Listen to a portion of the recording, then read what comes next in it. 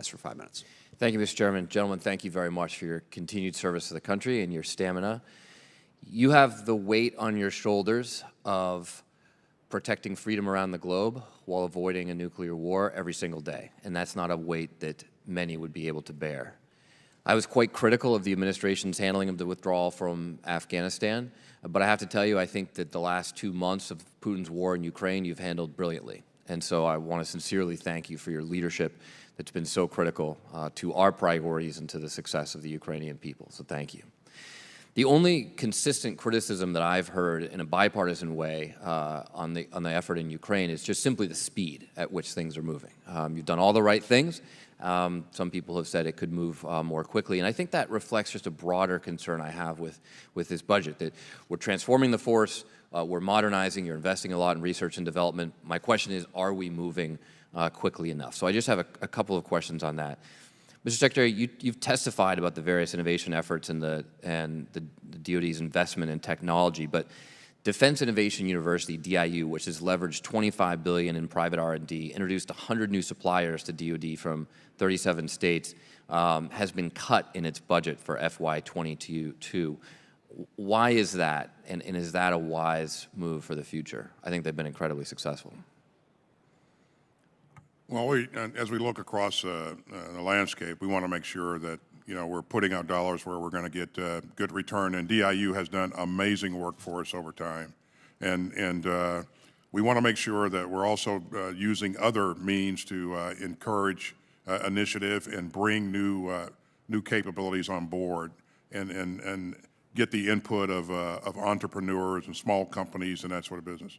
But DIU is important to us. It will remain important to us. So that's not a signal that we're phasing DIU out, if that's what No, Mr. Secretary, it's hard for me, especially as the co-chair of the Future Defense Task Force from a couple years ago, to imagine you not increasing the budget for DIU given their returns. So I'd like to have a more detailed answer for the record, please, on that. And if there's an opportunity for us to increase the budget, that's something we'd like to do. In China, gentlemen, we've seen heavy divestment from the traditional land army. It was a good thing for us that China wasted a lot of time and effort on their million-man army because it was not very effective. They've been pretty dramatic in taking money out of that, downsizing their force, and putting it into other capabilities. As you think about the overall structure of DoD and the balance among the services, are you adapting that balance to meet the threats from China and Russia? Or does each service within your budget essentially still get the same amount of money? I can assure you that each service does not, and that's always an issue of the great debate.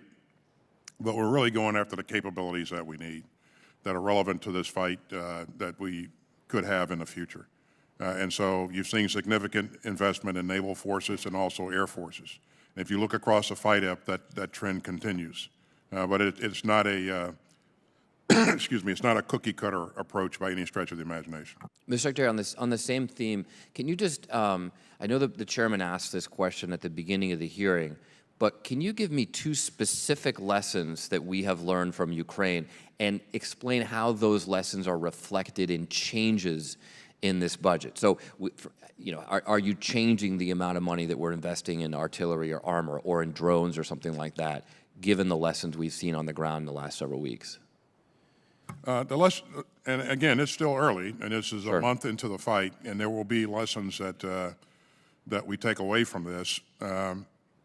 But in terms of how it impacts our structure and our warfighting capabilities, we don't. There are no changes that we would desire to make at this point. Again, we'll see how this plays out over time.